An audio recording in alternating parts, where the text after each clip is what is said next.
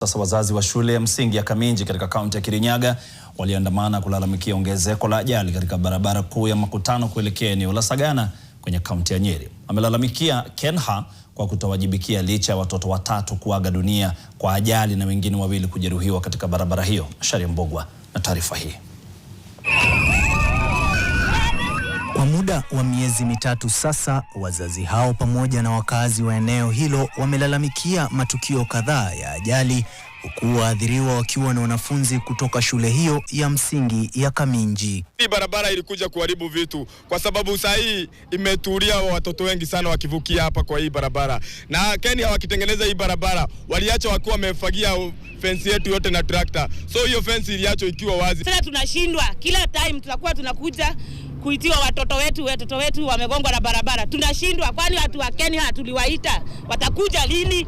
Huku wakilaumu haswa gari za kubeba miraa zinazoendeshwa kwa kasi na kutumia barabara hiyo, wenyeji hao wamelaumu halmashauri ya KENHA kwa kutoweka alama za tahadhari za kutosha. Hakuna mahali kuna zebra crossing. Haya, tukiangalia flyover tulijengewa haina maana.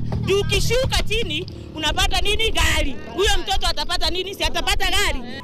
Wanadai pia kucheleweshwa kwa fidia ya mashamba yao baada ya kujengwa kwa barabara hiyo, pamoja na KENHA kutotekeleza makubaliano ya kujenga baadhi ya miundo misingi inayoambatana na kujengwa kwa barabara hiyo, ambayo wanasema ingewezesha kuzuia ajali. Tumeishi kuambiliwa ati tunapewa pesa ya serikali yenye ilienda shamba ekari moja pale, ati tukaambiwa tunapatiwa na tutatengenezewa fence yetu ya shule, na tuliagidiwa na KENHA ati watatupatia.